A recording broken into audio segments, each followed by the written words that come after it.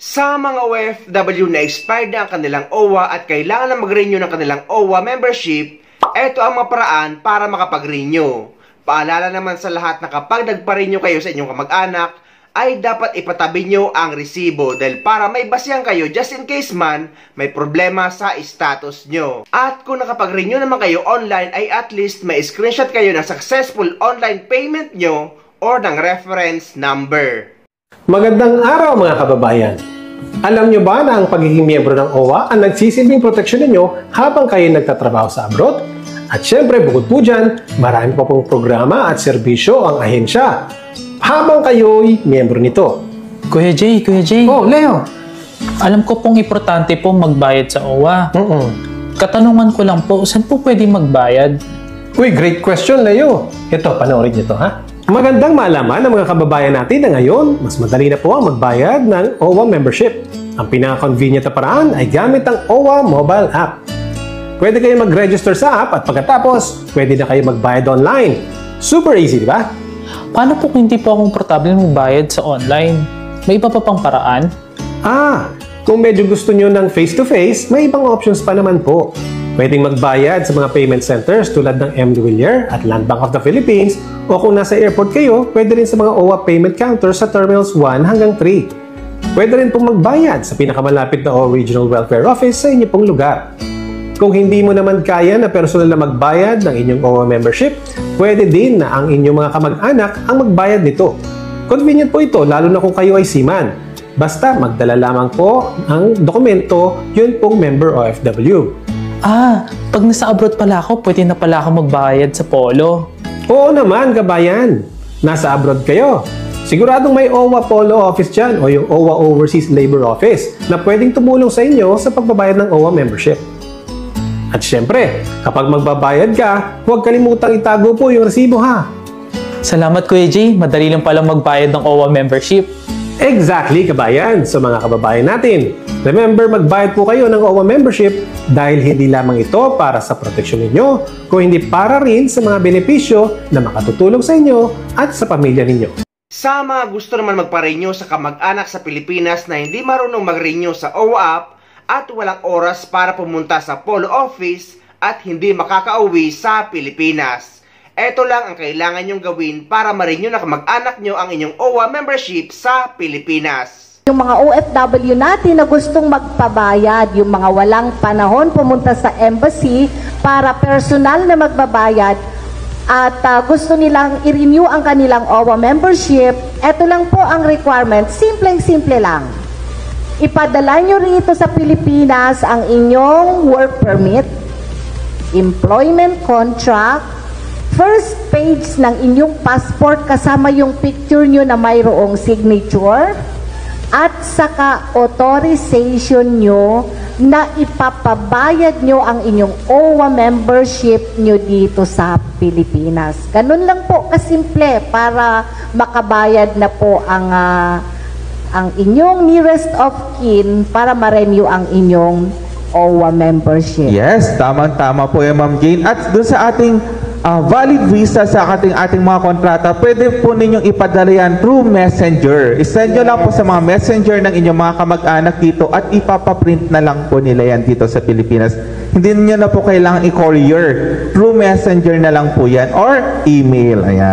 Ayan, nakikita nyo sa screen yung mga documents po na kailangan po ninyong i-provide pag nag-renew po kayo ng membership ng inyong kapamilyang OFW. Pwede nyo po itong i-screenshot para hindi nyo po makalimutan. Sa mga gusto naman mag-renew gamit ang OWA app, ito ang step-by-step guide para makabayad kayo ng inyong OWA membership gamit ang app ng OWA. Take note guys na hindi lamang GCash ang pwede nyo gamitin sa pagbabayad sa OWA membership renewal online. Kayo ang mamimili ng payment method na gusto nyo or gusto nyo gamitin para makabayad sa inyong OWA membership renewal. Dahil nga may ginawa akong video kung paano mag-renew ng OWA membership gamit ang OWA app at nabanggit ko doon na maghihintay ng 3 working days bago mag-reflect ang payment at maging active muli ang status nyo. Pero ngayon guys, kinabukasan lang ay chinek ko ang aking OWA app at active na muli ang OWA status ko. At para makita nyo ang record ng mga binayaran nyo sa OWA, ay i-click nyo yung payment history sa taas. At eto guys, nakapagbayad ako ng September 24, 2024. At mai-expire ang bagong OWA membership ko sa September 24, 2026. At dito nyo guys makikita ang validity ng inyong OWA membership dyan sa baba ng active. At sa mga hindi pa nakapanood ng video kung paano mag-renew ng OWA membership gamit ang OWA app at GCash, eto guys, idudugtong ko na lang sa video na ito. Sa video na ito ay ituturo ko sa inyo kung paano magbayad or mag-renew ng inyong OWA membership gamit ang OWA app. Napakarami nga nagko-comment sa comment section na hindi daw nila ma-open ang kanilang OWA app kahit yung bagong app na ang na-download nila. Pero sa akin guys ay na-open ko naman at eto nga ituturo ko sa inyo kung paano mag-renew dito. So itry nyo lang guys i-open ulit ang inyong OWA app kapag hindi nyo pa rin na-open sa ngayon. Dahil marami ring nagre-reklamo tungkol dito na parehong sitwasyon. Meaning nasa app ang problema hindi sa account nyo. Pero sa ngayon ay ituturo ko muna sa inyo kung paano mag-renew ng OWA membership gamit ang OWA app. So, para makapag-renew na kayo ng inyong OWA membership gamit ang OWA app, ay kailangan nyo mag-login. At after nyo makapag-login, ay i-click nyo yung personal information sa baba. Then, i-click nyo yung upload your passport at latest contract. Ang sabi nga dito guys na latest contract daw ang kailangan i-upload. Pero tinry ko naman i-upload yung latest contract ko pero ayaw namang tanggapin. Ang tinanggap is yung OEC exemption ko na in-acquire ko sa aking PopsBam account. So after yung maklik yung upload passport and latest contract, ay lalabas ito. Uunahin nyo muna guys i-upload ang inyong passport photo. Pwede kayo dyan sa open camera kung hawak nyo mismo ang passport nyo. Pero kung hindi nyo naman hawak ang passport nyo at yung photo lang sa camera nyo ang i-upload nyo, click choose file. And after yung malagay ang passport nyo, click upload passport. At lalabas ito, upload successful. At dito na nga guys sa upload your most recent OEC or proof of employment. Sinubukan ko ang i-upload ang aking kontrata pero ayaw namang tanggapin. Pero nung in-upload ko yung screenshot ng aking OEC exemption na in-acquire ko sa aking PopsBam account, pag-click ko dyan sa upload and send request, ay ayan na guys ang lumabas. Renewal request sent. At maghihintay kayo guys ng email notification kung approved na. At ang nakalagay dito, renewal request on review. At hinayaan ko nga guys ng isang araw at after 1 day, nung tinignan ko ang aking email address, ay may email nga ang OWA. At ang sabi ay approved na yung request ko at pwede na ako makapag-renew gamit ang OWA mobile application. Then, nag-login na ulit ako sa aking OWA app. At para makapag-renew na tayo ng ating OWA membership, ay i-click nyo yung personal information sa baba. At dito naman guys, ay i-click nyo yung renew membership here. At lalabas ito. Click accept. At may nakanote dito guys na after nyo makapag-renew ng inyong OWA membership gamit ang OWA app, ay magre-reflect lang ito after ng 3 working days. So maghihintay kayo guys ng 3 working days after yung makapag-renew online. After nyo maklik ang accept ay eto ang lalabas. I-scroll nyo lang at i-click nyo yung contract duration. At 24 months lang naman ang pagpipilian dyan dahil ang OWA membership natin mga OFW ay valid for 2 years. At i-click nyo yung job site at ilalagay nyo ang bansa kung saan kayo nagtatrabaho. And after that, click submit. At lalabas ito, transaction details. I-click nyo yung payment option. At pili nyo guys ang GCash payment. And after that, i-scroll nyo, i-click nyo ang small box and click submit.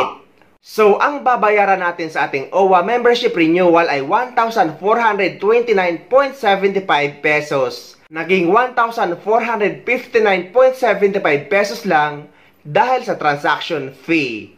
At after nyo maklik ang submit, ay lalabas ito. I-click nyo yung payment method. I-click nyo yung GCash and click proceed. Then lalabas ito, click OK. At ang sabi dito, please wait. we processing your request. And after that, ilalagay nyo na ngayon or maglalagay na kayo sa inyong GCash account.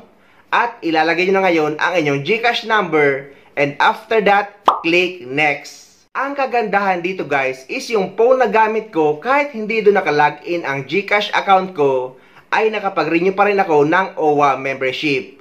Meaning guys, ay pwede gamitin ang GCash account ng ibang tao or ng kamag-anak nyo kung wala kayong GCash. So, after nyo maklik yung next, ay nag-send daw sila sa inyo ng code.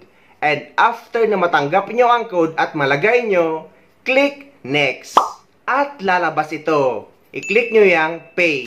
At hintay nyo lang guys yung 9 seconds na redirecting to merchant.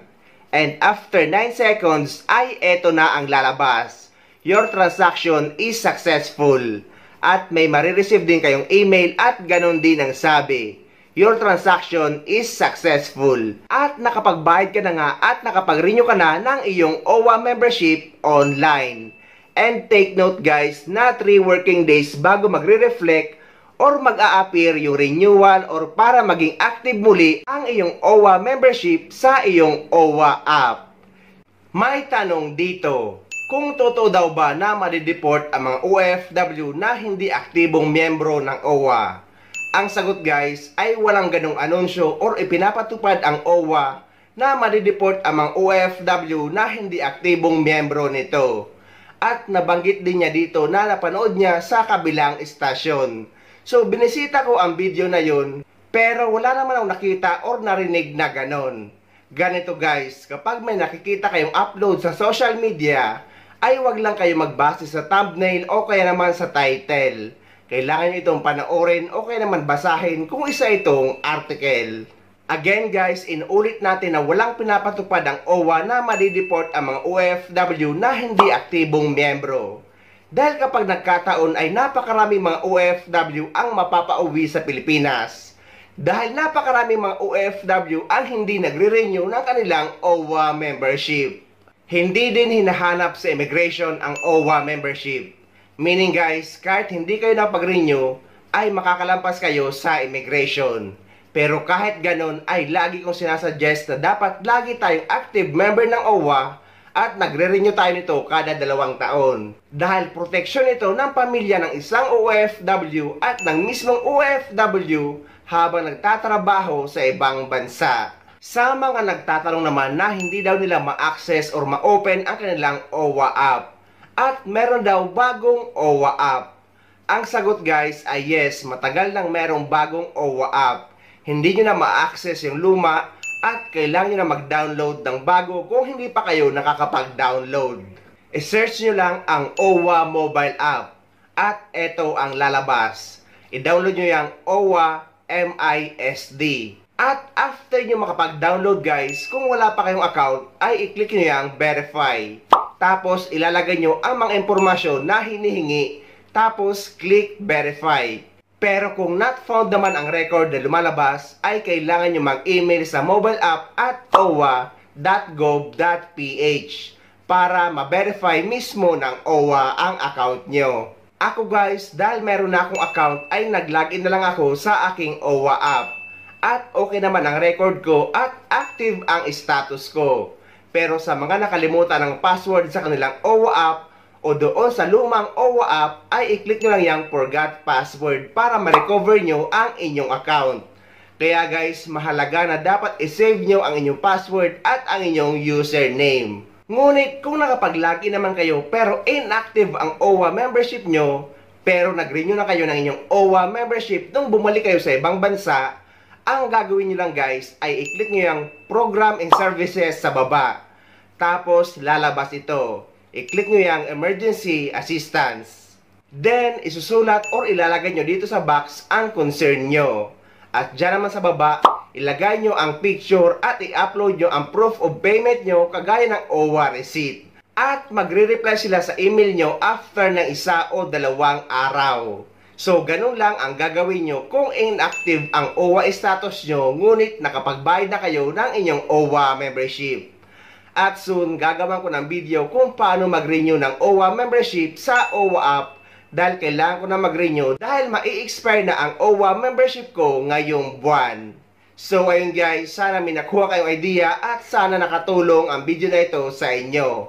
At sa mga hindi pa dyan nakasubscribe sa channel ko, please don't forget to subscribe my YouTube channel. Please click the notification bell para lagi kayo updated sa mga upcoming videos na gagawin ko tungkol sa mga updates sa ating mga OFW.